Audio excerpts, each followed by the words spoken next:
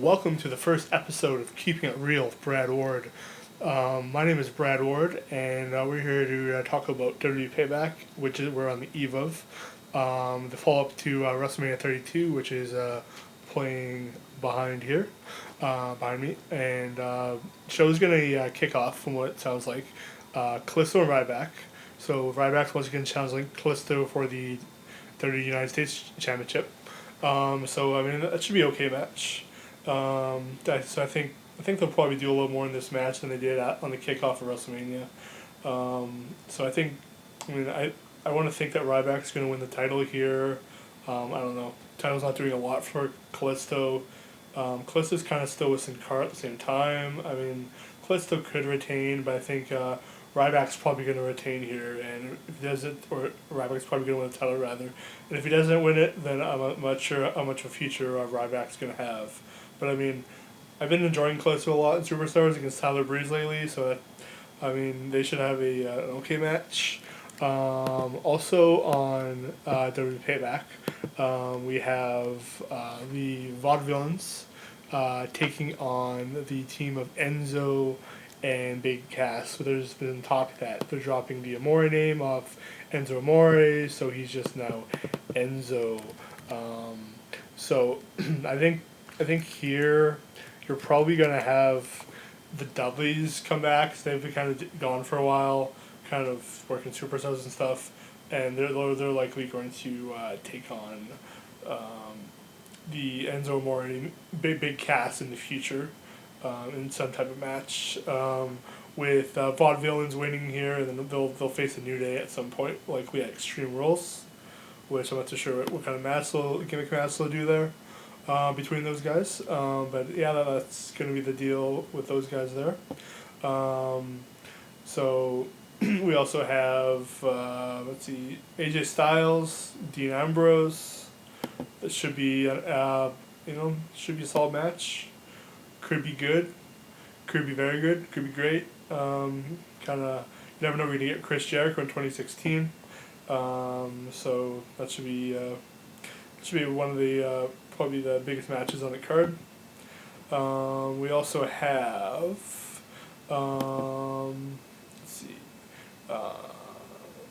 Divas Champion, or the Women's Championship.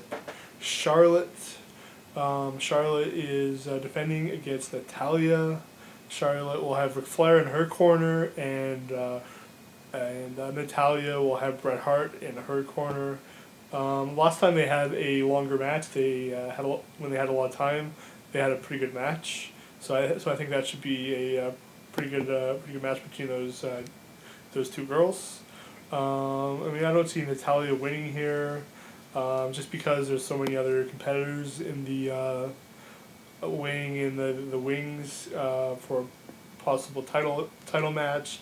So much competition. I don't see Natalya winning this, but it would be kind of cool to an upset with Natalya taking the title. We also have Miz and Cesaro. Cesaro has taken on this James Bond character as of late, which I've been enjoying quite a bit. Miz with Maurice has been really great lately. So that should be pretty decent there. I think Miz has improved a lot as in-ring, and Cesaro is always exciting in the ring. I would like Cesaro to win it here, have a good IC title run, maybe build up to a match with a WWE champion in the future would be really nice. But even if he doesn't get that point, I think Cesaro as a good IC champ, good long run would be pretty good. We also have Dolph Ziggler and Baron Corbin. It's nice to see Baron Corbin kind of presented as a semi top level guy there. I think Corbin will probably come out on the top at the end of this. However, I think they might have a bit of a program going on, which will maybe lead into Extreme Rules with a rematch of some type there. Sami Zayn and Kevin Owens, which I think is going to be the highlight for most people. Should be a pretty fun match between Sami Zayn and Kevin Owens. I'm not sure if we'll get a conclusive finish here, as I think their idea is to do a program and definitely a gimmick match of some type at Extreme Rules. Mr. McMahon is going to announce what he's going to do with Shane and Steph. My thought is likely they'll probably do a deal where Shane runs Raw, Stephanie runs SmackDown, but there won't be a brand split. So that's my thoughts on that. But as far as thought on it, I think it should be okay. I mean, it's not going to really be any different because it'll be just, I don't know, there's other people in charge of the decisions at the end of the day. It would be nice to do a brand split though, as it would kind of give you incentive to watch SmackDown, give you incentive to watch Raw, and then build up to these bigger pay-per-views where these two brands, big superstars meet at some point, which I thought was a lot of fun. It'll be really good for merchandising opportunities because then they'll be able to sell two belts and actually have get people behind these two different brands in some way, shape, or form. Would be kind of neat there. Would be interesting if they do a type of brand versus brand at a Survivor Series or a SummerSlam. So it'll be interesting how that leads into SummerSlam. Definitely. World Heavyweight Championship, Champion Roman Reigns defends against AJ Styles. AJ Styles ascended quite quickly after many of us thought he was kind of going to be just kind of floundering for the longest time. Bullet Club kind of has a deal with this. I mean, my feeling is you'll probably get some type of DQ finish, and then we'll have perhaps Finn Balor show up. That would be neat. I think Reigns still walks away with the title.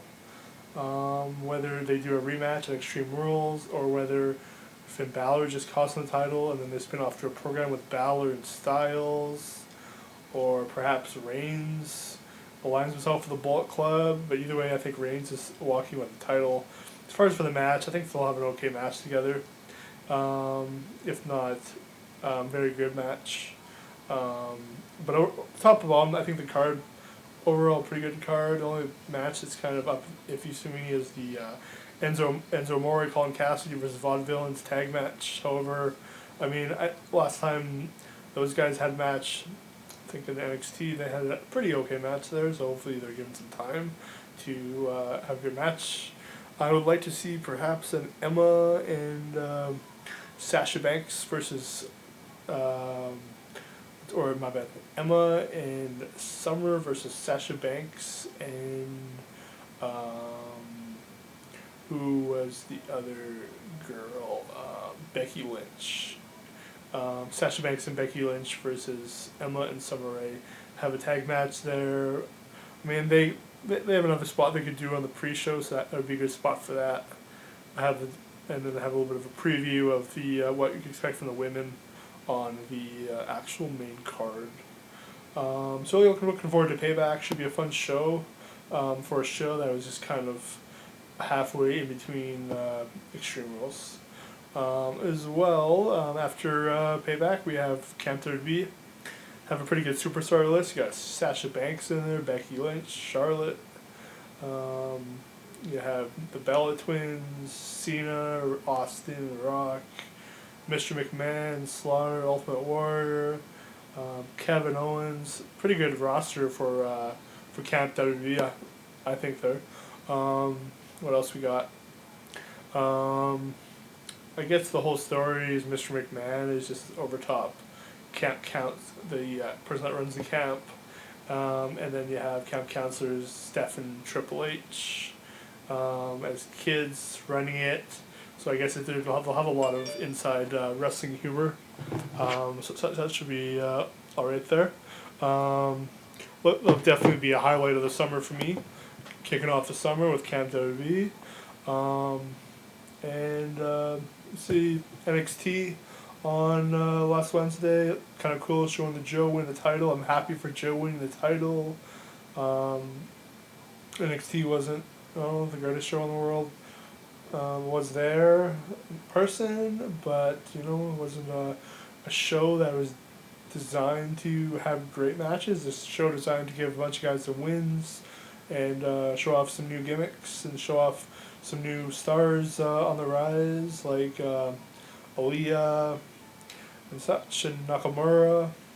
Um, what else we got to talk about lately? Been playing a lot of games lately.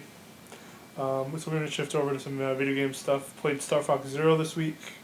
Star Fox Zero was pretty good, I thought. I mean, if you once you turn the motion controls off to semi motion, you have a pretty good pretty good Star Fox game. As far as I mean, the motion doesn't work all the time, but I wouldn't say it was a fantastic game. I would say it's a I mean, if I was gonna review it, probably 2.5 out of 5 maybe. Quantum Break, I played that, and Quantum Break, I don't know, wasn't the greatest thing in the world. Time stuff and the shooting got very repetitive. And Quantum Break, give that also probably a 2.5 out of 5. So 2 average games that I mean, I don't know.